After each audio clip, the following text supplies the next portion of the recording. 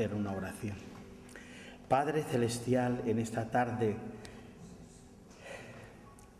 pues venimos ante ti con necesidad en nuestro corazón, necesitados de ti porque reconocemos que tenemos dependencia de ti, que dependemos de ti para todo, porque tu palabra nos dice que sin mí no podéis hacer nada.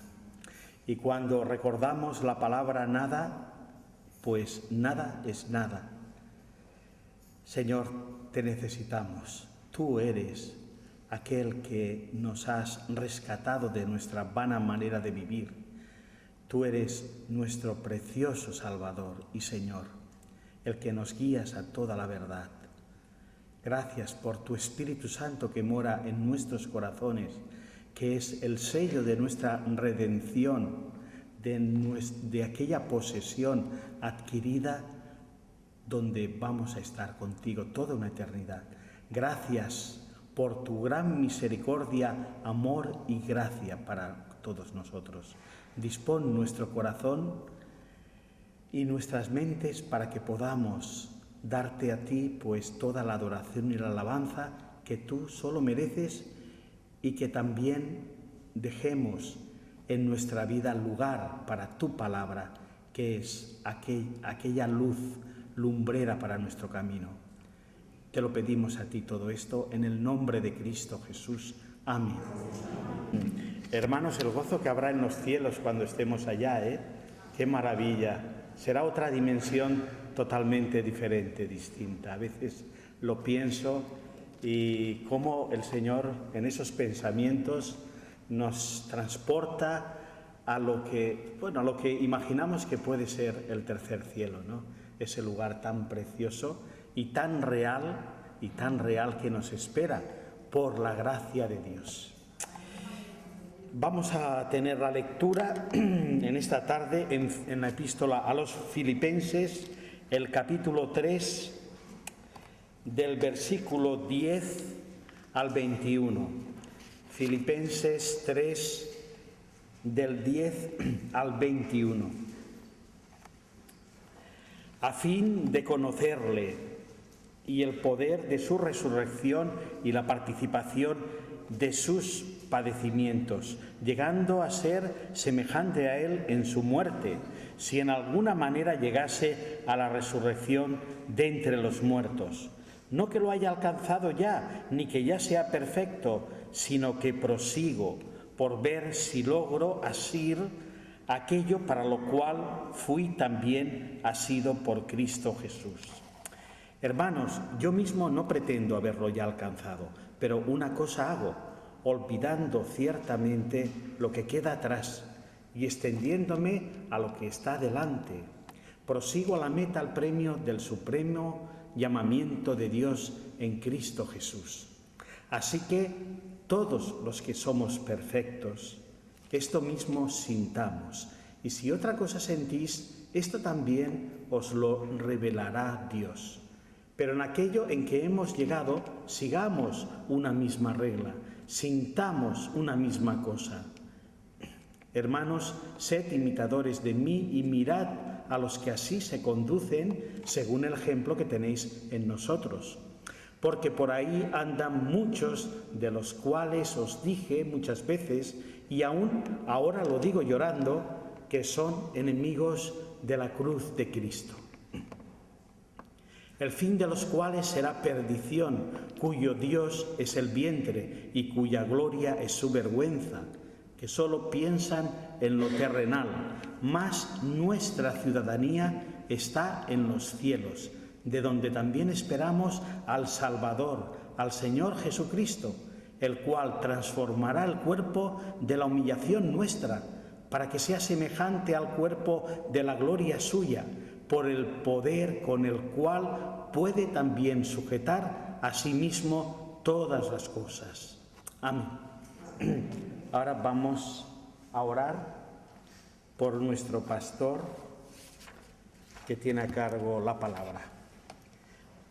Padre y Señor Dios nuestro amado Señor, con cuánto anhelo y cuántos deseos tiene tu pueblo, tu iglesia, de poder estar contigo.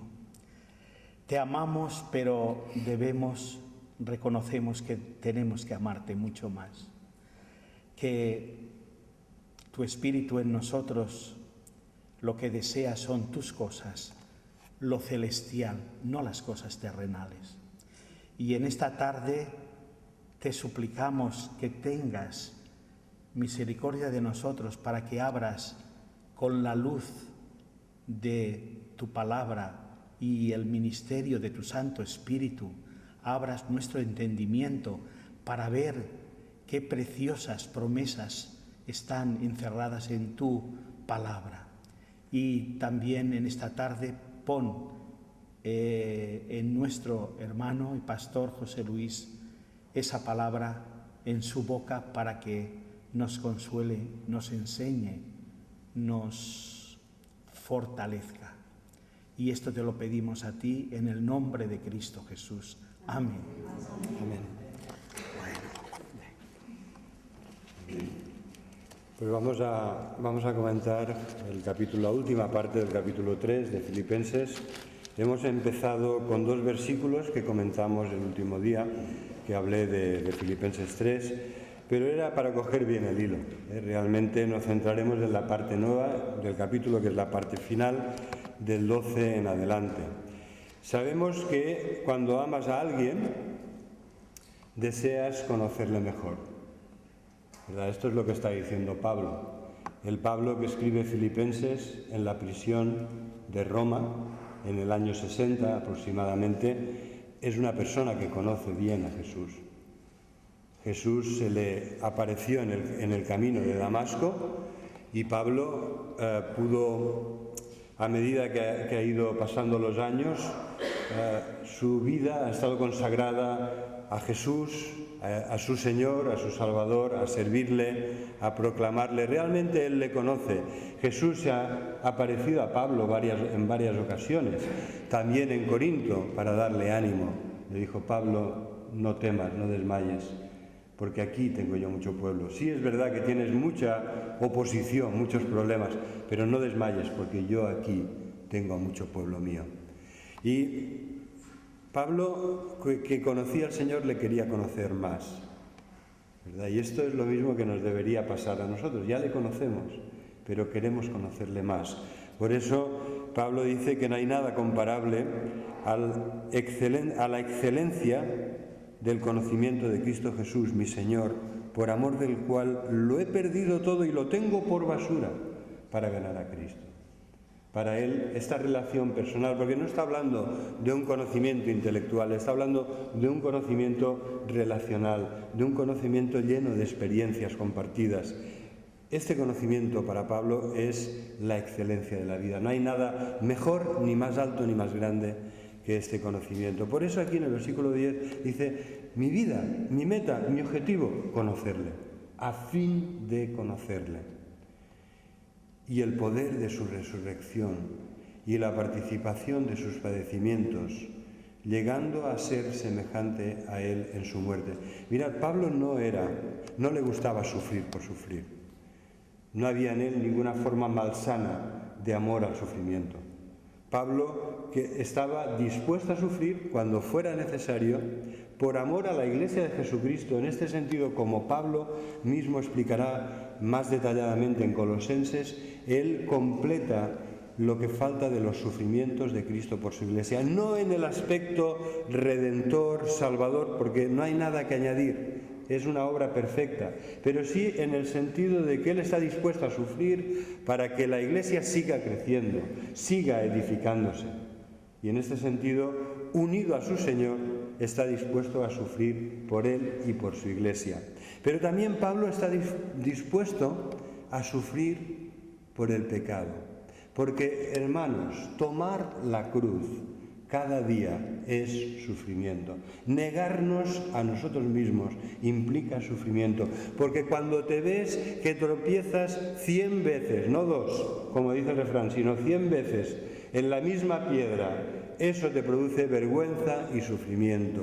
Y delante del Señor te das cuenta de que Él pagó en la cruz por tus pecados. Y entonces también participas de ese sufrimiento, ¿no? En el sentido de que tu pecado te avergüenza y te hace sufrir, porque la muerte de Cristo es para acabar con nuestro pecado. Él pagó la deuda de nuestro pecado y con su muerte y resurrección nos ha liberado del poder que el pecado ejercía, teniendo dominio sobre nosotros. Por eso cada vez que pecamos es un recordatorio de la gracia de Cristo. ¡Qué amor tan grande! ¡Qué paciencia tan maravillosa! ¡Qué misericordia tan suficiente para nuestras miserias! Esto es lo que dice Pablo cuando está hablando de participar, es la palabra comunión, tener comunión en sus padecimientos, incluso en la semejanza de la muerte de Cristo al pecado. Cristo ya murió el pecado una vez por todas y, habiendo padecido por los pecados, el pecado ya no se enseñorea ni tiene nada que apelar en él, porque el que ha muerto ha sido liberado del pecado. El pecado solo tiene poder cuando apela a nuestros instintos, a nuestras pasiones, al pecado que hay dentro de nosotros. Así que Pablo, habiendo llegado a este punto, dice, bueno, de alguna manera llegaré a la resurrección de entre los muertos. No sé si seré mártir, no sé si esto me va a pasar justamente a causa... Sí, fue así, ¿verdad? Murió mártir a causa del Señor que tanto amaba y que siempre predicaba. Pero Pablo está diciendo aquí, yo no sé cómo me va a pasar, no sé si estaré vivo todavía cuando Cristo vuelva. No, han pasado casi 2000 años. Pablo no hubiera podido vivir tanto para ser transformado. Pero lo cierto es que de una forma u otra Pablo tenía la esperanza de llegar y de participar un día en la resurrección, como por ejemplo dice en el versículo 21, cuando Cristo vuelva en poder y gloria, Él transformará el cuerpo de la humillación nuestra para que sea semejante al cuerpo de la gloria suya, por el poder con el cual también sujetará a sí mismo todas las cosas. O sea, Pablo estaba seguro. Lo vemos en muchas de sus cartas. Lo que pasa es que no sabe cómo pasará, cuándo pasará, de qué manera se producirá. Bien, y entonces entramos en lo nuevo. Mirad, en lo nuevo voy a hablar de dos ejemplos que sería muy bueno que siguiéramos. Ya sabéis que la mejor forma de aprender es imitar un buen modelo. No hay nada más fácil ni mejor para unos hijos que tener unos buenos padres. Si tienen un buen padre y si tienen una buena madre, podrán aprender a ser buenas personas casi sin darse cuenta. Eso que tendrán que luchar con su pecado como todo el mundo, ¿no? Pero al menos en casa nunca podrán poner la excusa aquella de que, bueno, pero si tú lo haces, ¿verdad? Como aquel que está diciendo a alguien que no haga algo y él mismo es víctima de ese vicio, entonces no tienes la autoridad moral para hacerlo. Lo cierto es que hace mucha gracia cuando ves que los hijos y las hijas se parecen tanto a sus padres y a sus madres. Muchas veces no hacen ni caso de lo que les decimos, mira que esto no está bien, mira que esto sí que es bueno, hazlo. No hacen ni caso de lo que decimos, pero hacen todo lo que hacemos. ¿Verdad? Se parecen a nosotros en todo lo que ven, que hacemos y cómo vivimos. Pero hace mucha gracia porque hay todo un legado genético. Puedes ver cómo esa hija tiene la misma fisonomía que su madre. O puedes ver cómo aquel muchacho se parece tanto físicamente y de aspecto en su rostro a su padre. Qué gracia, ¿verdad? Que te veas en un sentido continuado, que sabiendo que nosotros nos estamos haciendo mayores y un día no estaremos, pero que algo de nosotros continúa después por el legado genético, en este caso estoy hablando de esto, que hemos dejado a nuestros hijos. Pero, y lo aprendido, a mí todavía me impresiona más todo el legado de lo aprendido de los hijos. ¿Por qué esa chica ríe como su madre? ¿Por qué sonríe de la misma manera? ¿Por qué tiene esa forma de expresarse tan expresiva, válgase la redundancia, que nos recuerda tanto a su madre?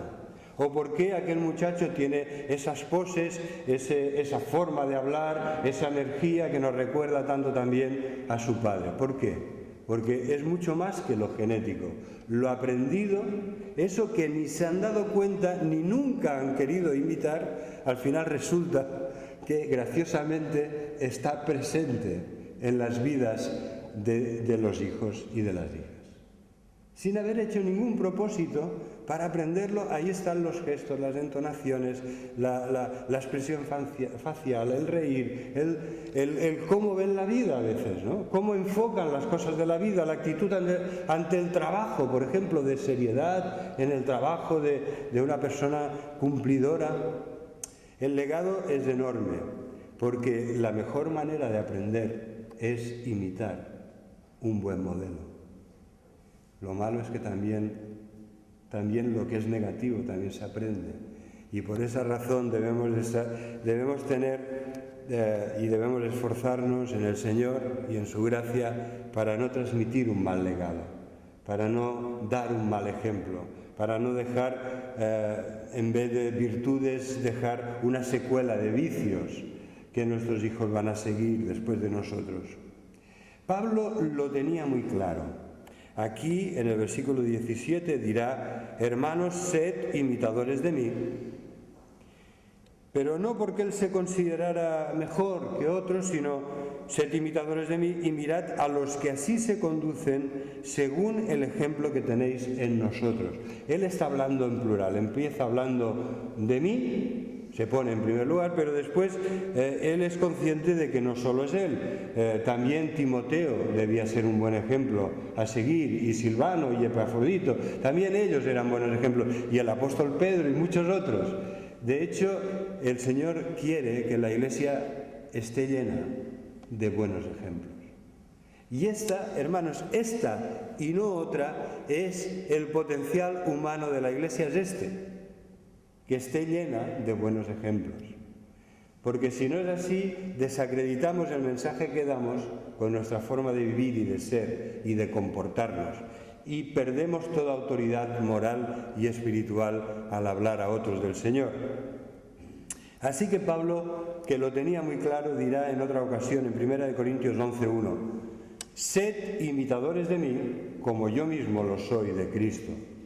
Ahí está claramente expresado lo que Pablo quería conseguir. Si yo me esfuerzo y el Señor me ayuda por su Espíritu y yo soy un buen imitador de Cristo, también, aunque sea con toda humildad y salvando todas las distancias, puedo decir a los demás: sed imitadores de mí, como yo lo soy de Cristo. En lo que yo me equivoque, no me imitéis, ¿verdad? Porque hay que obedecer a Dios antes que a los hombres. Pero en aquello que yo consigo imitar a Cristo, en este sentido también yo y tú y cada uno de nosotros somos dignos de ser imitados. Dos buenos ejemplos a imitar. Hay dos cosas muy importantes que debemos imitar. Las podemos imitar viéndolas en Pablo, las podemos imitar viéndolas en los demás apóstoles de Jesús o en los compañeros de Pablo, que eran Timoteo, Silas y Epafrodito. Podemos imitar y debemos imitar en primer lugar a todos. Fijaros, esto es muy importante. El Señor ahí yo creo que me ha puesto el dedo en un lugar neurálgico, porque creo que es fácil con los años que caigamos en este error. Debemos imitar a los que no se han quedado estancados, porque hay mucho estancamiento en la Iglesia. Muchas veces la Iglesia deja de ser el lago de Galilea donde fluye y brota la vida, ¿no? El frescor de las aguas del Hermón que bajan por aquellos cañones hasta el mar de Galilea, lleno de peces, lleno de vida. Y entonces el Jordán, ese mismo río, sigue para abajo y se va hasta el mar muerto, donde no vive ni un pez, ¿no? Donde el calor y la concentración de sal es tan alta que no es posible la vida. Excepto, no estoy al corriente, quizá alguna forma muy rudimentaria ha podido sobrevivir en los alrededores. Pero nosotros, hermanos, y esta es la comparación, estamos llamados a ser como el lago de Galilea, estamos llamados a ser como el río Jordán que baja de las montañas hasta el lago de Galilea, canales de la vida de Dios, del amor de Dios, de la gracia y la misericordia de Dios. Porque cuando nos quedamos estancados nos convertimos en el gran mar muerto. Y por más grande que seamos, nadie quiere un gran mar muerto. Será mucho más transmisor de la vida, aunque sea más pequeño, un lago como el lago de Galilea. Y esto es lo que el Señor quiere que hagamos. Imita en primer lugar a aquellos que no se han quedado estancados espiritualmente, creciendo en Cristo, transformados de día en día por su gracia, cambiados de gloria en gloria en su misma imagen. Personas que aman la palabra de Dios, que se abren al Espíritu de Dios y que anhelan no quedarse estancados y convertirse en un gran mar muerto. ¿Verdad? A veces parecemos ya como fósiles. Nos hemos quedado en una posición, nos hemos quedado así paralizados y de ahí no nos mueven, ¿verdad? Si aquello es himno, predicación, himno, himno, oración, predicación, himno, oración, hermanos, el Espíritu de Dios quiere darnos muchísimo más y debemos anhelarlo. Debemos estar abiertos a que el Señor se mueva con poder y nos siga cambiando y siga renovando nuestras vidas a nivel individual, nuestras familias, pero también nuestra iglesia. Que sea una iglesia fiel al Señor, pero abierta a cómo el Señor, que para algo es el Señor, quiere edificarla. A que en nuestra iglesia seamos capaces de que los dones que el Señor ha derramado se pongan a disposición de la iglesia, se usen para la gloria de Dios en esta iglesia. Todos. El tuyo también, sí, el tuyo también. Todos. No queremos dones allí guardados en una caja fuerte o enterrados debajo de una alfombra. No tiene sentido. Los dones son para la gloria de Dios y para la edificación de la iglesia. Y en este sentido, hay aquí en este texto una serie de requisitos para no quedarse estancado, para no quedarse paralizado espiritualmente. ¿Verdad que aunque sea con dificultad queremos seguirnos moviendo? ¿Os imagináis una iglesia de personas paralizadas? Esto no es la voluntad de Dios. Y el estancamiento es esta imagen la que nos transmite. Ya todo ha quedado como nosotros queremos que continúe para siempre. Cuando alguien tiene una buena idea y se atreve a decirla, dicen, hermanos, hermano o hermana, esto nunca se ha hecho así.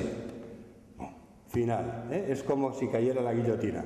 Se ha acabado, allí no hay iniciativa que sobreviva. Aquí vamos a seguirlo haciendo como siempre. Se ha hecho. No, hermanos, el Espíritu del Señor, que es el creador del universo, es muy creativo, es muy renovador. La vida se renueva constantemente en el planeta Tierra en el que vivimos, se renueva constantemente. Y la Iglesia, en este sentido, todavía más, debe ser receptora de este dinamismo y la creatividad de Dios. Requisitos para no estancarse. Primero, versículo 12. No que lo haya alcanzado ya ni que ya sea perfecto, sino que prosigo para ver si consigo asir, si logro asir aquello por lo cual también fui asido por Cristo Jesús. ¿Verdad? Requisitos, aquí están. ¿Qué debemos hacer para no estancarnos? A ver si me ayudáis un poquito. ¿Perdón?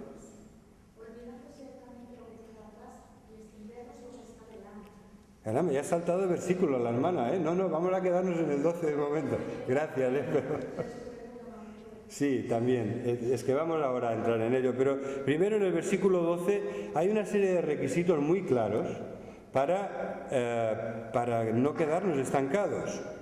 No conformarnos. No conformarnos. ¿Dónde lo ves, Juan?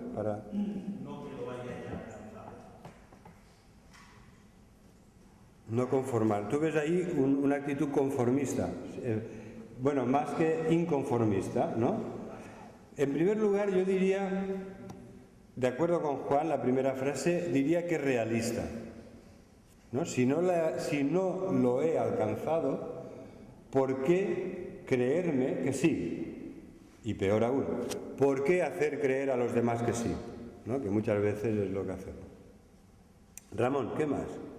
Sí, yo creo que el gran peligro está en creerte que ya has llegado a la perfección, porque seguir adelante si has llegado a la perfección. Yo creo que ese es uno de los escollos más importantes que el creyente puede encontrar en su vida.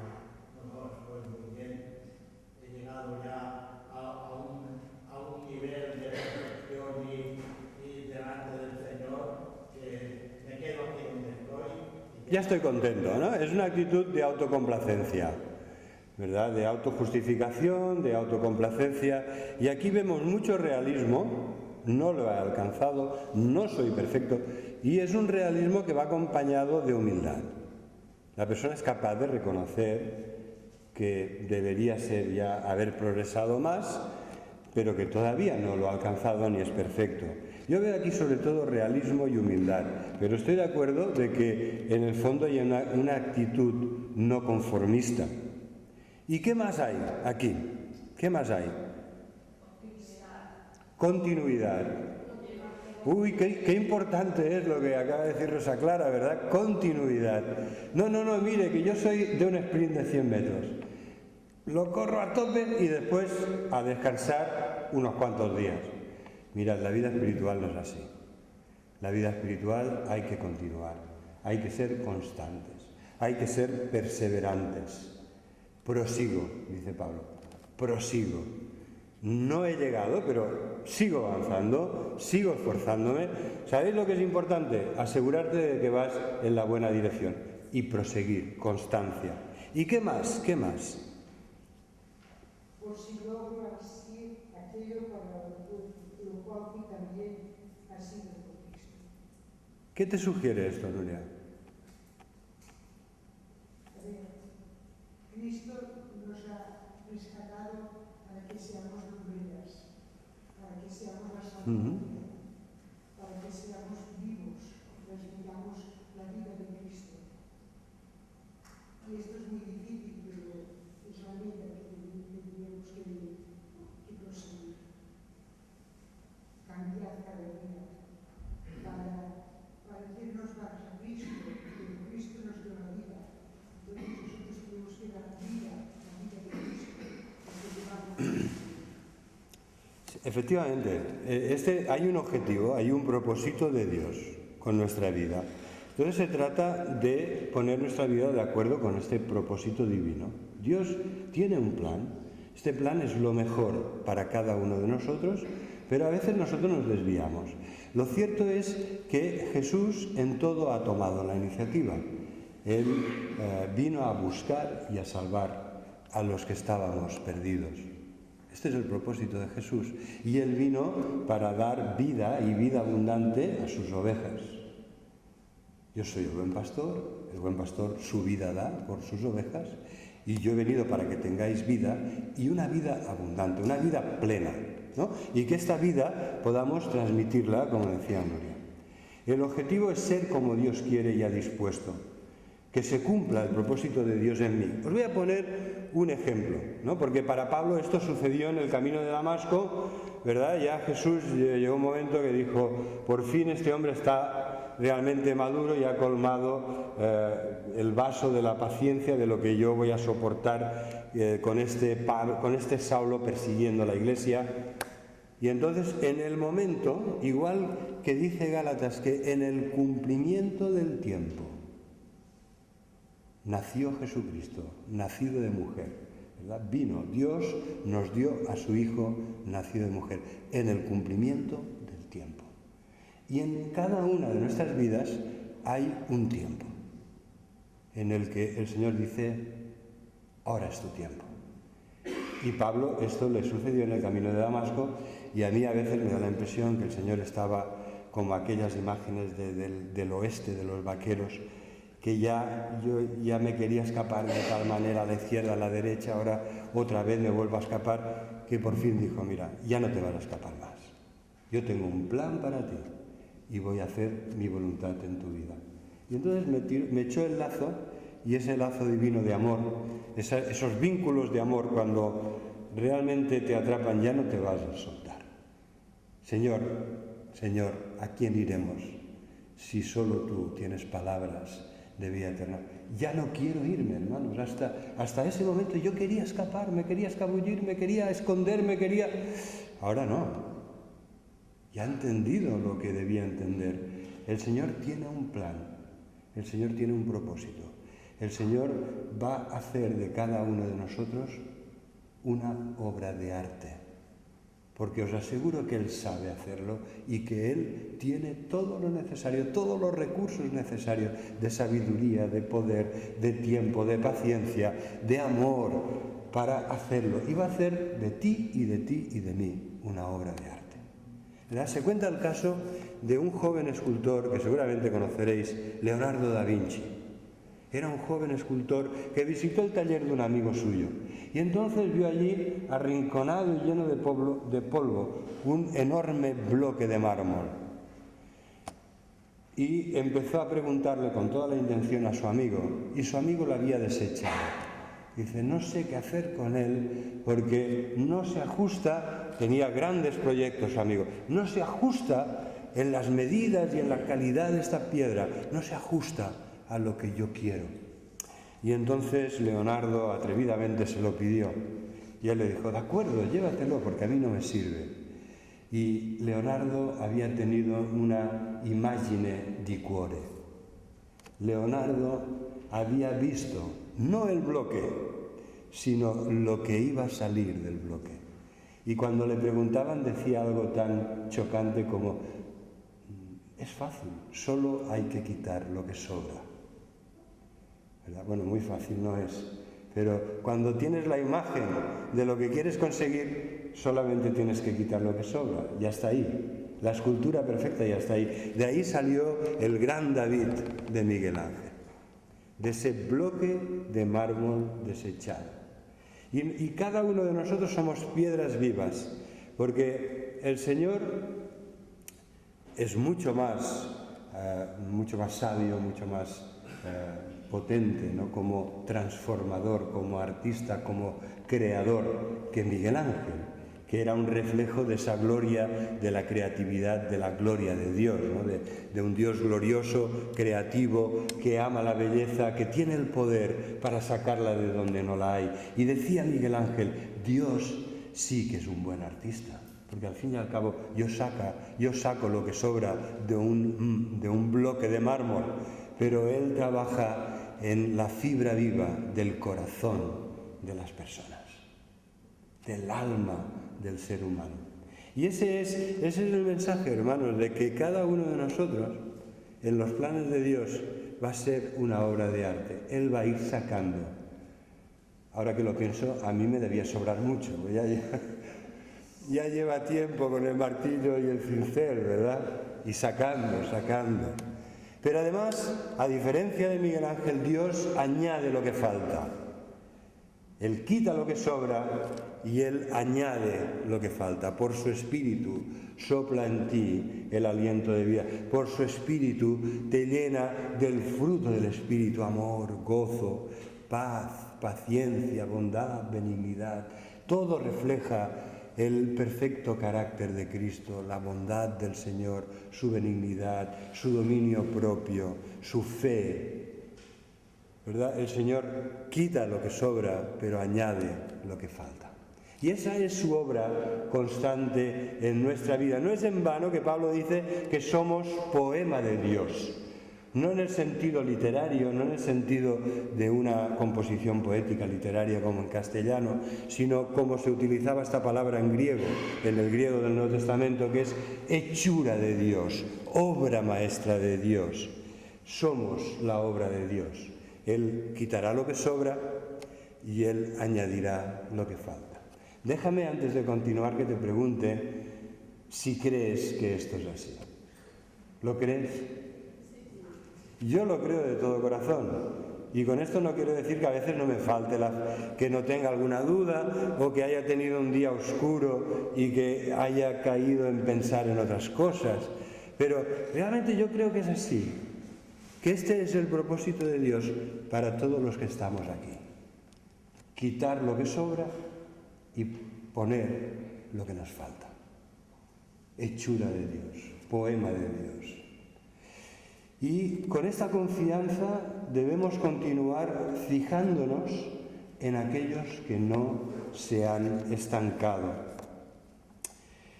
Yo no lo he alcanzado, dice Pablo, pero una cosa hago. No pretendo haberlo alcanzado, pero una cosa tengo clara y en esa me esfuerzo.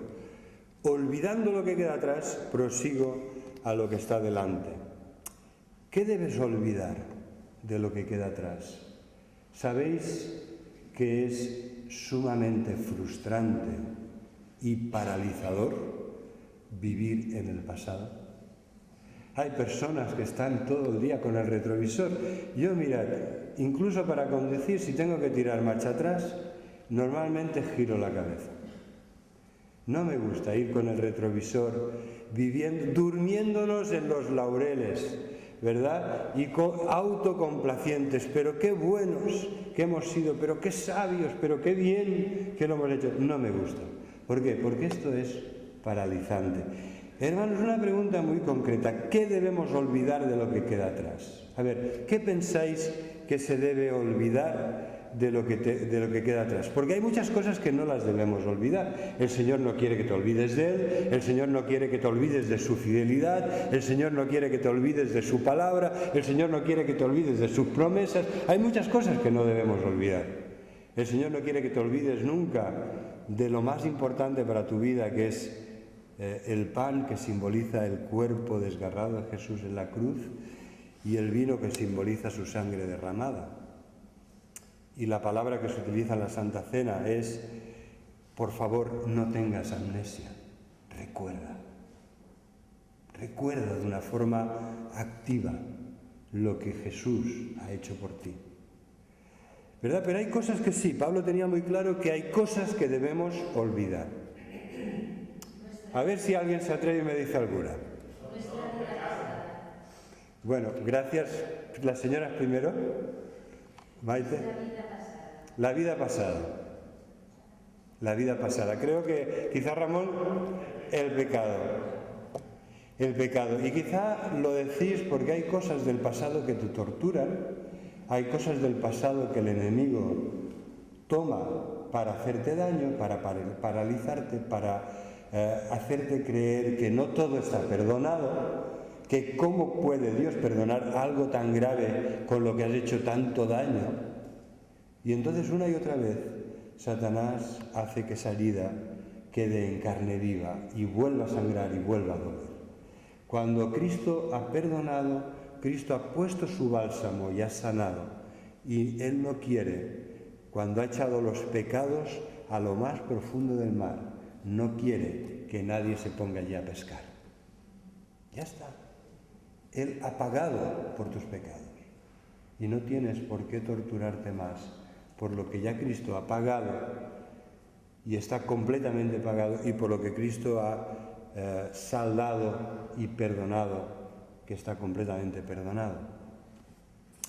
Pero a veces también los del retrovisor, a veces es no los errores y pecados del pasado, las experiencias traumáticas del pasado, sino que es lo contrario, los logros, los éxitos, los triunfos, ¿no? Y eso es como el que se toma la vitamina cada día. ¿Sí, Alfonso?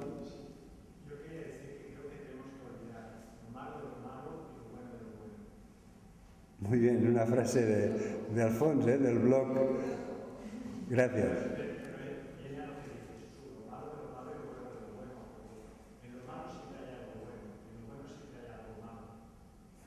Sí, en el sentido de que incluso lo bueno, el Señor quiere que no lo utilicemos para dormirnos en los laureles, ¿no? Porque muchas veces logros, éxitos, bendiciones, todo eso, si eso te lleva a colgarte una medalla, qué bueno soy, qué grande soy. Algunos que han cambiado el himno aquel que dice cuán grande es Dios, qué grande soy.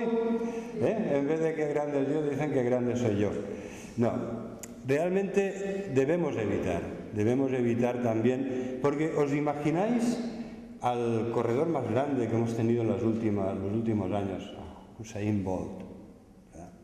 Corriendo como un rayo, corre más que la visa, dice la propaganda. Pues, y os imagináis este corredor, bueno, depende de quién tenga la visa en la mano, cuidado, pero os imagináis este corredor corriendo mirando para atrás.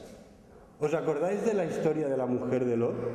Hay algo sumamente malo en vivir pendiente del pasado y mirando para atrás.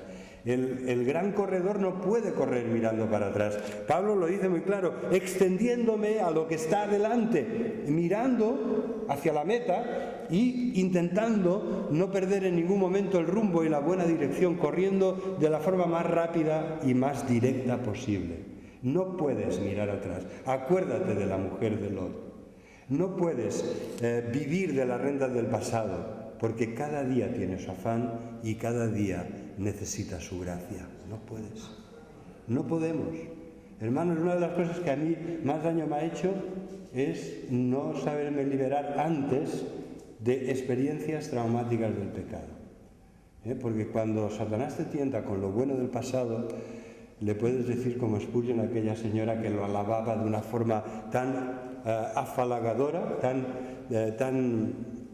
realmente tan melosa, que llegó un día que le dijo: señora, lo que usted me ha dicho, lo que usted me dice, ya me lo ha dicho Satanás un momento antes. ¿Verdad? Los halagos a veces no vienen del Señor. Una cosa es reconocer los logros de las otras personas, darles su mérito, darles su crédito, alegrarte con los que reír, con los que ríen, pero la otra es el halago que busca otras cosas, y eso no viene del Señor. Entonces hemos de olvidar lo que queda atrás y extendernos a lo que está delante, en la buena dirección. Y me gustaría hacer una diferencia en el versículo 14, dice: prosigo a la meta con gran esfuerzo, bien dirigido, extendiéndome con... No, esto, la imagen es la imagen realmente es la imagen de un atleta corriendo para obtener el premio, ¿no? Ya en la época de Pablo los Juegos Olímpicos ya estaban inventados y eran muy famosos, y los atletas seguían compitiendo cada año, y esta es la imagen que pinta Pablo. Y entonces habla en el versículo 14 de este atleta que prosigue la meta, que se esfuerza y que intenta conseguir el premio del supremo llamamiento de Dios, que es en Cristo Jesús. ¿Qué diferencia hay entre meta y premio? Prosigo a la meta a ver si logro alcanzar el premio del supremo llamamiento. ¿Qué diferencia hay?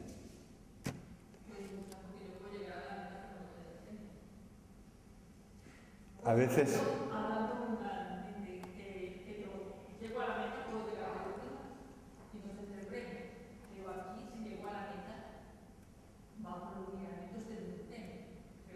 Esta es, efectivamente, esta es la diferencia entre las competiciones deportivas.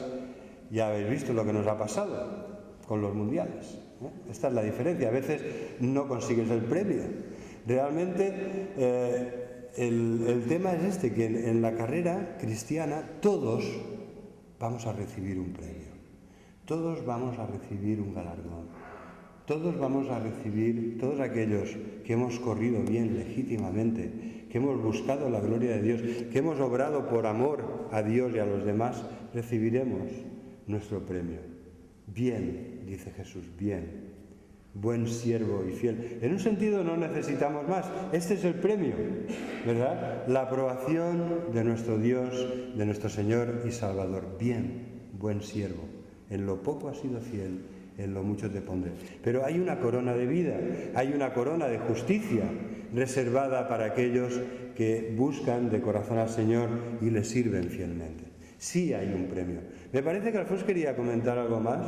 ¿Me ha parecido? Yo creo que ir hacia la meta es una causa que genera un efecto y premio, sea deseado o sea no deseado. Muy bien. Sí, efectivamente hay una diferencia porque la meta es el objetivo. Vamos a hablar en estos términos. Tienes que tener una meta.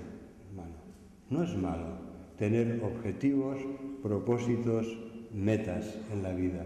Y como cristianos, si no queremos estancarnos, debemos tener una meta. Y esta meta debe ser muy clara para nosotros.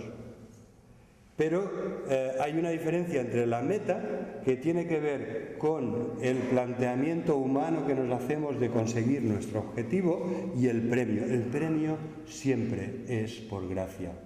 La meta nos indica la visión que tenemos como seres humanos redimidos por Jesús del destino, del objetivo, del propósito de nuestra vida, ¿verdad? Y entonces el premio siempre será por gracia. No es porque me lo he ganado, porque he sido el primero. No es este planteamiento. El premio que todos recibiremos, todos los que somos del Señor recibiremos, es la corona de justicia, la corona de vida, estar siempre con el Señor, y eso es por pura gracia. Pero, como podéis ver, eso no está en oposición ni reñido con que tú corras con una meta muy clara delante de ti. Y lo que os decía al principio es que yo creo que, a copia de que han pasado los años, a veces perdemos de vista esa meta y dejamos de esforzarnos como es debido. Hermanos, la meta no es venir aquí el domingo, que está muy bien, no dejéis de venir, pero esa no es la meta, ¿verdad? La meta no es leer un poquito la Biblia cada día y tener un tiempo de oración, que está muy bien, no dejéis de leer ni de orar, oremos más y mejor, y leamos y entendamos cada día más. Pero esa no es la meta es Jesús. La meta es conocerle a Él. La meta es experimentar en nuestra vida el infinito poder que se manifestó en Él, levantándole de lo más profundo de entre los muertos y exaltándole a la diestra de Dios, donde intercede por todos nosotros. Por eso, para Pablo, el mirar atrás y el olvidar lo que queda atrás es olvidar que él era circuncidado al 8º día, del linaje de Israel, de la tribu de Benjamín, hebreo de hebreos, en cuanto a la ley, fariseo, en cuanto a celo, perseguidor de la Iglesia, y en cuanto a la justicia que es en la ley, irreprensible. Esto era para Pablo olvidar lo que queda atrás, porque todo esto era en lo que él se apoyaba antes. Pero él se ha dado cuenta, y así lo dice en sus cartas, de que por medio de la ley viene el conocimiento del pecado, porque Cristo murió llevando la maldición de nuestros pecados, la maldición de la ley, hecho por nosotros maldición, para redimirnos de la maldición y darnos la bendición de Dios, ¿verdad? Porque Pablo tenía muy claro que el camino de la justicia del ser humano, que busca su propia salvación, su propia justificación delante de Dios por medio de la obediencia a la ley, es un camino sin salida, es un impasse, es un imposible. Por las obras de la ley ningún ser humano podrá ser justificado, porque el que transgrede la ley en uno de sus puntos se hace culpable de todos. Y entonces decía Pablo algo así como: maldito, citando Levítico, maldito el que no permanezca en todas las cosas escritas en la ley. Esta es la terrible conclusión de los que, como Pablo, han buscado su justificación en una obediencia celosa, estricta a los detalles de la ley de Dios. La ley es el ayo, el pedagogo que nos lleva a Cristo. Nos enseña que somos pecadores y que necesitamos un misericordioso Salvador, que es Cristo el Señor, que ha cumplido perfectamente la ley por nosotros y que ha pagado el castigo que la ley establece, muriendo por nosotros, cargando nuestros pecados en la cruz del Calvario. Y esto nos lleva al segundo ejemplo que debemos imitar. Debemos imitar a los que viven a la luz de la segunda venida de Cristo. Si te has estancado, te darás cuenta de que quizá llevas muchos días que no piensas que Cristo vuelve. ¿verdad? Una de las poderosas razones que lleva a los cristianos al estancamiento es que vivimos, a ver si os suena esta inscripción, vivimos con un Dios que es nuestro vientre, nuestra gloria es, al final nos da vergüenza, cuya gloria es su vergüenza, y solo piensan en lo terrenal. Hermanos, es muy fácil caer en esto. Es fácil porque vivimos en este mundo que al final tus ojos estén más puestos en las cosas de este mundo, en lo que necesitas, en los afanes, lo que necesita tu familia. Es más fácil que tú vivas intentando progresar un poquito, llegar a una situación mejor, disfrutando un poquito más de las cosas de este mundo. Y Pablo está hablando aquí de los enemigos de la cruz de Cristo, es decir, de aquellos que no ven la importancia de una cruz en la que el mundo fue crucificado para mí y yo he sido crucificado para el mundo. No ven la importancia de una cruz en la que Cristo cargó nuestros pecados, por lo tanto en esa cruz también yo muero con Cristo al pecado. Esto es lo que recordábamos el domingo pasado, cuando veíamos que esas personas eran sumergidas, como muriendo con Cristo al pecado, para después levantarse a novedad de vida, como resucitados a una nueva vida de santidad. Y entonces nos dice Pablo que tenía miedo por sus queridos hermanos de la iglesia de Filipos, porque había allí personas de mala influencia que eran enemigos de la cruz de Cristo, el fin de los cuales será perdición. Parecen hermanos, pero no lo son. Y además estas personas se nota mucho porque cuyo Dios es el vientre. Les gusta comer bien, les gusta beber bien y les gustan las cosas de la sensualidad. Disculpadme que no entre en detalles. Les gustan las cosas de la sensualidad de este mundo, de esta vida. Y dice Pablo, su gloria es su vergüenza. Aquello en lo que ellos disfrutan y se glorían es su vergüenza. Hermanos, son libertinos. Han caído en el libertinaje. Han pensado que, bueno, para que la gracia abunde, pequemos. Pablo combate esto. Lo combate en Romanos, lo combate en Gálatas y lo combate aquí, ¿verdad? Como Dios me ama tanto y es un Dios tan bueno, ¿qué más da? Que a veces yo me dé alguna licencia. Estancamiento. Esto es un signo inequívoco de estancamiento y es más, esa persona no está estancada, está yendo para atrás. Porque no podemos vivir pensando solo en lo terrenal. Cristo vuelve, debemos esperarle anhelantemente. Cristo vuelve, esperamos a nuestro Salvador, que es el Señor Jesucristo, el cual transformará el cuerpo de nuestra humillación, este cuerpo de pecado, este cuerpo de enfermedad, de muerte, para que sea semejante al cuerpo de la gloria suya, por el poder con el cual puede sujetar a sí mismo todas las cosas. ¿Verdad? Este infinito poder de Dios va a transformar nuestros cuerpos llenos de enfermedades, de achaques, de dolor, de pecado, de muerte, en semejanza del cuerpo glorioso de nuestro Señor Jesucristo. Esto esperamos, no otra cosa. ¿Verdad? Que cuando morimos vamos a la presencia del Señor. Claro que sí, bendito consuelo. Y ya descansamos de nuestras obras, de nuestros trabajos y fatigas, pero nuestras obras con nosotros quedan por toda la eternidad. Pero lo que dice aquí Pablo es que hay más, que también nuestros cuerpos participarán cuando Cristo vuelva y consume la salvación. Nuestros cuerpos serán transformados, serán resucitados aquellos que ya han muerto y duermen en el Señor para recibir un cuerpo como el de Jesús por toda la eternidad. Un cuerpo que participa plenamente de su santidad y de su gloria. Lo mortal será absorbido por la inmortalidad. ¿Verdad? El pecado desaparecerá y toda lágrima será entonces enjugada de nuestros ojos. Hermanos, ni legalismo ni libertinaje. Esto es lo que está diciendo Pablo en el capítulo 3. Ni legalismo como el que dominó la vida de Pablo antes de conocer a Cristo, ni libertinaje porque abusamos de la gracia. ¿Qué va?